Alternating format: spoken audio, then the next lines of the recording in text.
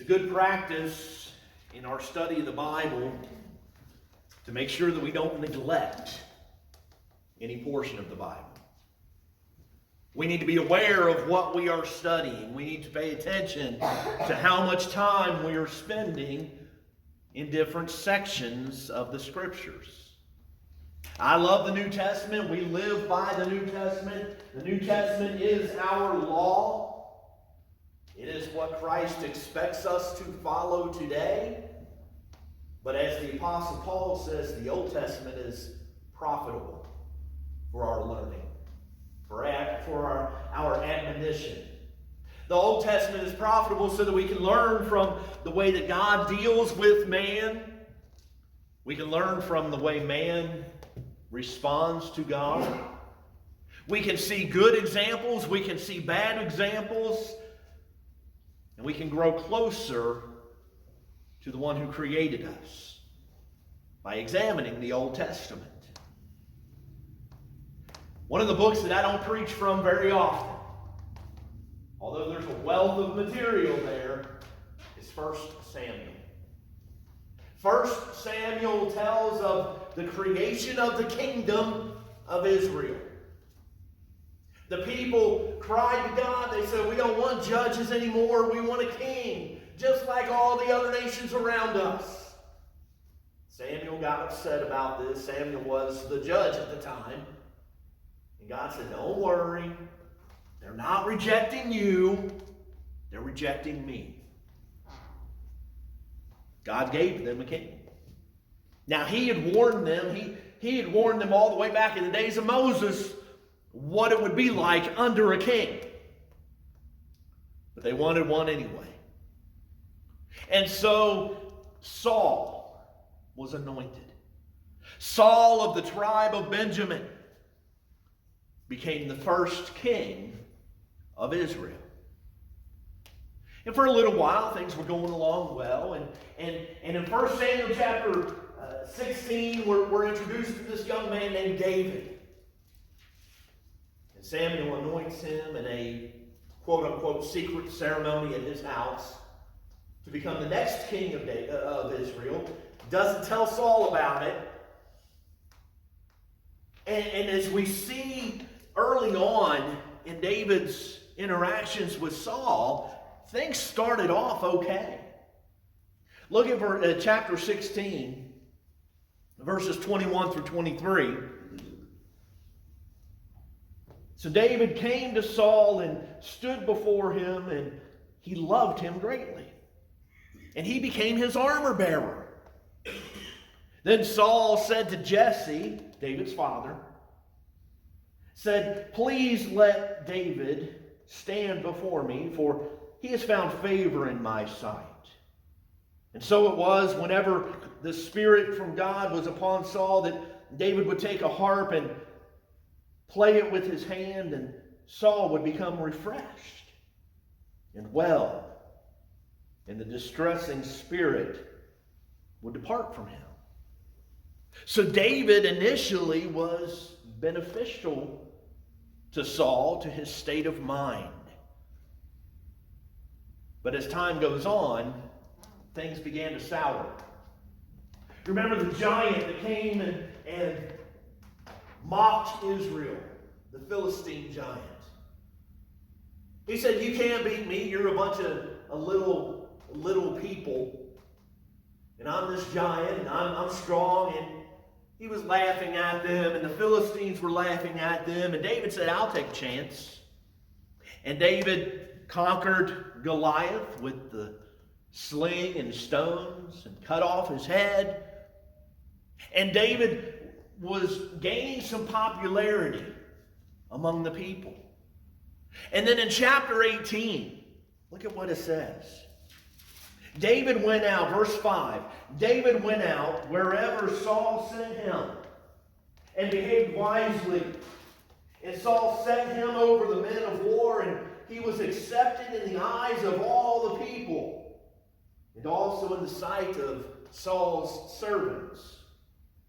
Now it happened as they were coming home, when David was returning from the slaughter of the Philistine, that's Goliath, that the women had come out of all the cities of Israel, singing and dancing to meet King Saul, with tambourines, with joy, with musical instruments. So the women sang as they danced, and they said, Saul has slain his thousands. And I can just imagine Saul beaming with pride at that first lyric. But that wasn't the end of the song. The very next line, David his 10,000s.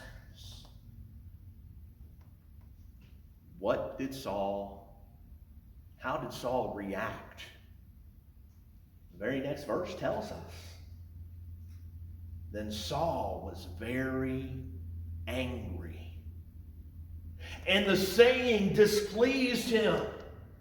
And he said, they have ascribed to David 10,000s? And to me they have ascribed only thousands. Now what more can he have but the kingdom? So Saul eyed David from that day forward. He knew his time was limited. He knew the popularity of David was going to remove him from the throne, from that position of authority. And Saul developed something in his heart against David. He developed a murderous hatred of this man. Look at the very next section.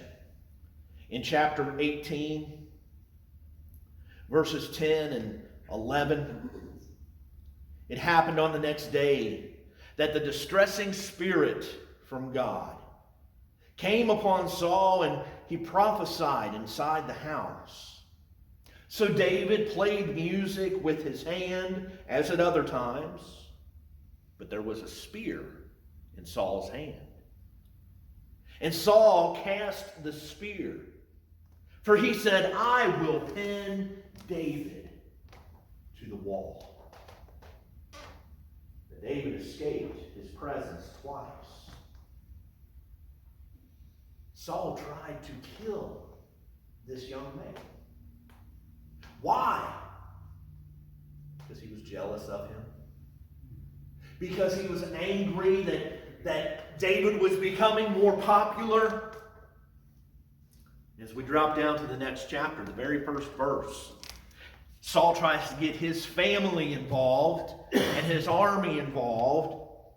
Saul spoke to Jonathan, his son, and to all his servants that they should kill David. But Jonathan, Saul's son, delighted greatly in David. What happens when we make a determination in our heart that someone else should be dead? We've killed them, haven't we? Maybe not in a physical sense, but in a figurative sense, we certainly have damaged our own soul. 1 John chapter 3 and verse 15 says, whoever hates his brother is a murderer. And you know that no murderer has eternal life abiding in him. So let's go to chapter 22 now in 1 Samuel. Chapter 22, verse 6. Then Saul heard that David and the men who were with him had been discovered. Now Saul was staying in Gibeah under a tamarisk tree in Ramah with his spear in his hand. And all his servants standing about him. Then Saul said to his servants who stood about him, hear now, you Benjamites. Will the son of Jesse give every one of you fields and vineyards? and make you all captains of thousands and captains of hundreds? Remember, Saul is from the tribe of Benjamin. He's at home right now. He has the spear, signifying authority. And he says to his brethren, he says, look, David's not going to treat you the way that I'm going to treat you. Pick a side. David is the enemy in Saul's sight. Now, David had been running from Saul. Jonathan warned him that Saul was seeking his life. And so David ran. And he came to Ahimelech in chapter 21. He and his men, he had about 400 men with him, and they were hungry, and Ahimelech fed him. Now, I'm not going to excuse what David did. He lied. He told Ahimelech that he was on a mission from Saul. And that this errand that Saul was having him run was very important, that they had to leave hastily and they didn't have time to pack food. And they didn't have time to grab their weapons. And he said, is there any weapon here? And Ahimelech gave him the sword of Goliath. Now Saul hears that David is somewhere in the region, and he gets upset. And he starts to formulate in his mind a conspiracy theory. Look at what he says here in chapter 22, verse 8. All of you have conspired against me.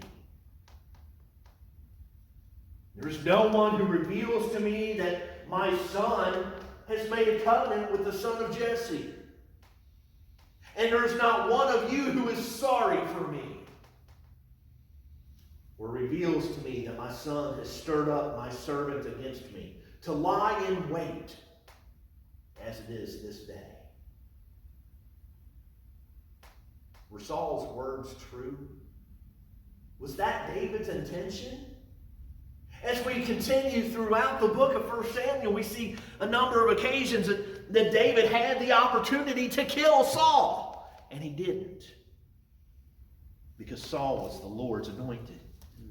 And he had a great respect for the man who the Lord had chosen.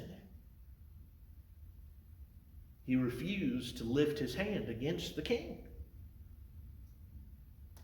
But in Saul's mind, it was everybody against him. We need to be really, really careful when we deal with conspiracy theories. This is something that we've seen more and more, it seems like, in the recent number of years, probably due in part to the rise of the internet, the rise of social media. And we see people creating these theories about the government does this and this secret society does that. Folks, let's rely on the things that we know. Let's rely on the truth of God's Word. We get so wrapped up in these conspiracy theories that we can't see straight. It happened in Israel too. Turn over to Isaiah chapter 8. Isaiah chapter 8, verses 12 and 13. The prophet says to the people, he says, do not say a conspiracy concerning all that this people call a conspiracy. Nor be afraid of their threats, nor be troubled. The Lord of hosts, him shall you hallow. Let him be your fear. Let him be your dread. When we consider the power of God,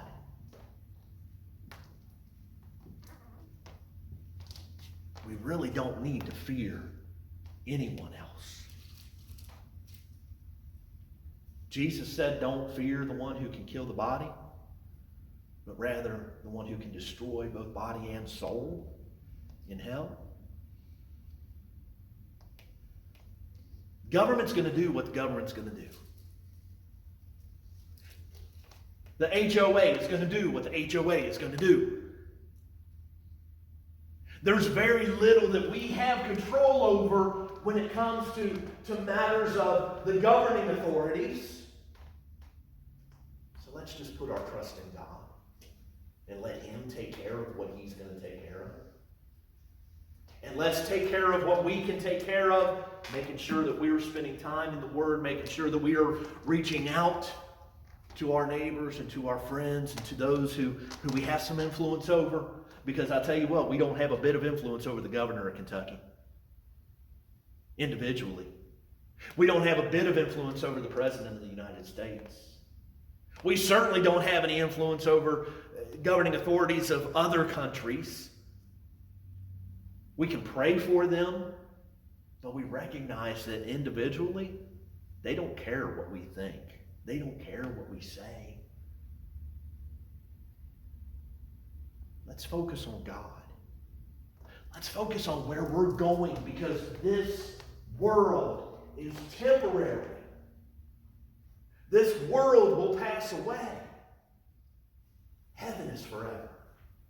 And our souls will continue to exist longer than this world. Where we exist is of utmost importance. Far too often, our own greatest enemy is ourselves. We get caught up in our imaginations. We get caught up in hypothesizing how somebody's going to react to something that I say, to something that I do. Most of the time, they're not paying any attention. Let's just be honest. Most people don't care what you think. Most people don't care what I think. We need to care what God thinks and what Jesus says. Live the way He says to live, and let people decide whether or not they want to follow that too or not. Be an influence where you can be an influence. I found it funny when I was reading this. And the things that Saul says, he says, nobody reveals to me, you conspired against me. You didn't tell me about my son and his relationship with David. And nobody feels sorry for me. He was having a pity party for himself. Self-pity so often prevents us from accomplishing God's will. Prevents us from allowing God's power to work through us when we're talking to other people. Think about Moses. What did he say to God when God appeared to him in the burning bush? I can't do this. I'm not good enough. They're not going to listen to me. I don't know enough. I don't talk good. He was having a pity party. We've got to allow God to work through us. Don't focus on your limitations. Focus on His power. Focus on what He can do, not on what we cannot do. And don't focus on, how do I want to say it? Our oppressions or our perceived oppressions. Don't focus on, well, I have the right to do this. What does Paul say about our rights? Turn over to 1 Corinthians chapter 10. 1 Corinthians chapter 10. Let's start in verse 21. I know verse 22 is in the bulletin, but let's start with verse 21. Paul says, all things are lawful for me. I've got the right to do what I want to do. But all things are not helpful. All things are lawful for me, but not all things edify. Let no one seek his own, but each one the other's well-being. And then Paul brings in this example of something that they were dealing with in the first century world. The eating of meat that was sacrificed to idols. And look what he says. Eat whatever is sold in the meat market, asking no questions for conscience sake. For the earth is the Lord's and all its fullness. If any of those who do not believe invite you to dinner and you desire to go, eat whatever is set before you, asking no question for conscience sake. But if anyone says to you, this was offered to idols, do not eat it for the sake of the one who told you, and for conscience sake. For the earth is the Lord's and all its fullness. I have the right to do this, but if it's going to hurt my brother's faith, I'm not going to do this, and I'm not going to throw a pity party about me not doing this. Conscience, I say, not your own, but that of the other. For why is my liberty judged by another man's conscience? But if I partake with thanks, why am I evil spoken of for the food over which I gave thanks? Therefore, whether you eat or drink, whatever you do, do all to the glory of God. Give no offense, either to the Jews or to the Greeks or to the church of God. Just as I also please all men in all things, not seeking my own profit, but the profit of many, that they may be saved. If you go around throwing a pity party, look at how I'm being oppressed, look at all that I'm giving up, who's going to want to be a part of that? Go about your business and be joyful that God allows you to do what you do and allows you the freedom to abstain from what you abstain. Don't throw a pity party for yourself like King Saul did. Don't throw a pity party. Don't get involved in the conspiracy theories. Everybody's against me. Yes, the world is against Christianity. Jesus said it would be. It shouldn't be a surprise to us. But if we focus so much on the negative, then what's to be positive about? We talked in Bible class this morning about complaining. The Jews, or the Israelites, as they crossed the Red Sea and then they're traveling to Sinai and they're complaining about this and they're complaining about that. They're murmuring, they're grumbling. Don't do it. You're going to hurt your influence when you complain. Philippians 2:14-16. Do all things without complaining, without disputing, but rather glorify God, because you need to shine as lights in this world. If we talk just like everybody else talks, and I don't even mean profane language, I'm just talking about the way we talk, complaining all the time, people aren't going to want to be a part of it, because it's no different than what they hear from day to day, in their own house, in their workplace, whatever it may be. We need to be different. And we need to be sure that we don't play up the victim card. The world is against us, so what? God is for us. We are no victims in the long run. Don't victimize yourself. Third, Saul had an unquenchable appetite for vengeance. Verses 9 and following. Then answered Doeg, the Edomite, who was set over the servants of Saul, and said, I saw the son of Jesse going to Nob, to Ahimelech, the son of Ahitub. And he inquired of the Lord for him, gave him provisions, and gave him the sword of Goliath, the Philistine. Half-truths? Was Doeg being fully honest here? He was giving Saul the information that Saul wanted to hear. He left out some key parts. He left out the fact that David was still on Saul's side. That David was not rising up against Saul, but actually he was hiding from Saul. But the way the Edomite explained it, it sounds like he was rallying up the priests to be on his side against Saul, didn't it? It sounded like David was going there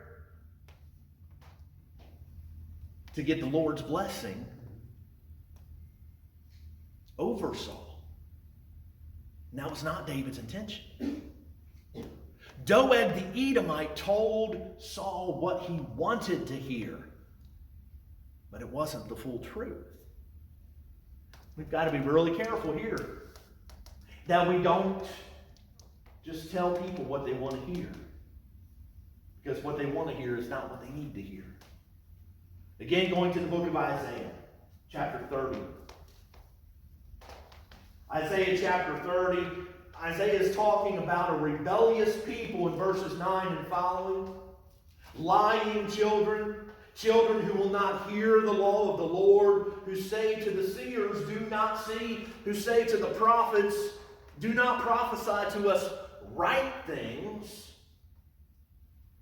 Speak to us smooth things. Prophesy deceits. Get out of the way, turn aside from the path, cause the Holy One of Israel to cease from before us. Don't tell us the things that are going to offend us, that are going to upset us. Tell us things that are going to falsely comfort us, that are going to ease our conscience. That's what the rebellious people were saying. And the Apostle Paul said that this was going to happen among Christians. 2 Timothy chapter 4, verses 3 and 4. The time will come when they will not endure sound doctrine, but according to their own desires, because they have itching ears, they will heap up for themselves teachers, and they will turn their ears away from the truth and be turned aside unto fables. Saul believed that there was a conspiracy going on against him. Everybody was ganging up against him. Nobody felt sorry for him. And Doeg said, you're right, Saul, because I saw David. I saw him talking to that priest, and that priest prayed for him. He gave him bread. He gave him the sword of Goliath. Surely you're right. So how does Saul react? As we go on, back in 1 Samuel 22, verses 11 and following, so the king sent to call Ahimelech the priest, the son of Ahitub, and all his father's house, the priests who were in Nob. And they came to the king, and Saul said, hear now, son of Ahitub. He answered, here am I, my lord. Then Saul said to him, why have you conspired against me? You and the son of Jesse, and that you have given him bread and a sword, and have inquired of God for him, that he should rise up against me, to lie in wait, as it was this day. So Ahimelech answered the king and said, and who among all your servants is as faithful as David? Who is the king's son-in-law who goes at your bidding and is honorable in your house? Did I then begin to inquire of God for him? Far be it from me. Let not the king impute anything to his servant. or to any in the house of my father, for your servant knew nothing of all this, little or much. And the king said, you shall surely die, Ahimelech, you and all your father's house. Then the king said to the guards who stood about him, turn and kill the priests of the Lord, because their hand also is with David, and because they knew when he fled and did not tell it to me. Now this is really interesting. The servants of the king, how did they react? They would not lift their hands to strike the priests of the Lord. They understood that Saul was off the rails here. They understood he was not thinking straight. And they didn't want to endanger their own souls. They did not want to cause any kind of evil to come upon them because they have turned against God themselves. They chose the right side. But Doeg was still there. Verse 18, the king said to Doeg, you turn and kill the priests. So Doeg the Edomite turned and struck the priests and killed on that day 85 men who wore a linen ephod. Also Nob, the city of the priests, he struck with the edge of the sword both men and women, children and nursing infants, oxen and donkeys and sheep with the edge of the sword. Saul heard what he wanted to hear from Doeg. And even when he heard the truth from the priest himself, he wasn't going to accept it. He was already too far gone. He had already decided in his heart, when he had the chance, he was going to get revenge on David, who he thought had wronged him.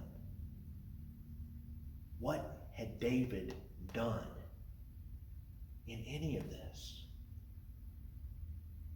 He killed Goliath. He served Saul faithfully. He went into battle. He never sought the glory. The glory was thrust upon him, but he wasn't seeking it out. Saul's wrath was ungodly. And Doeg executed that wrath. James chapter 1, verses 19 and 20. So then, my beloved brethren, let every man be swift to hear, slow to speak, slow to wrath. For the wrath of man of God. Saul didn't want to hear the truth. But he was quick to talk against anybody who wanted to stand up and try to tell him the truth. And he was quick to execute wrath against those who he thought opposed him. Vengeance belongs to God. And even then, it's only going to be enacted when it's right. Because God is a just God. Again, when we look at what David had done up to this point, he had done nothing that warranted Saul's hatred. He had done nothing that warranted Saul's wrath. Do we feel angry against anyone? I want you to do something tonight as you reflect on this lesson. As you think about the things that happened in the life of Saul, in the life of David, and look at your own life. Look at the way that you feel about your brothers and sisters, about your neighbors, about your family. Identify, be honest, identify areas of weakness Areas where you don't have the attitude that you should have about those people. And get down to the root of it. Why do you feel that way?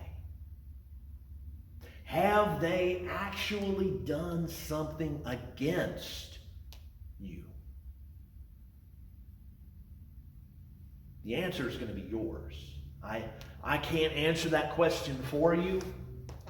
Only you can answer that as you look at the situations in your life. But if there's anything that you need to take care of, if there's anyone against whom you have something that is affecting your relationship with God, because if you're harboring ill will against somebody, it is. Take care of it. Matthew chapter 5. I'll leave you with this one. Beginning in verse 21. 5:21. You have heard that it was said to those of old, you shall not murder. And whoever murders will be in danger of the judgment. But I say to you that whoever is angry with his brother without cause, does that not describe Saul and David? Saul was angry with David without cause, shall be in danger of the judgment.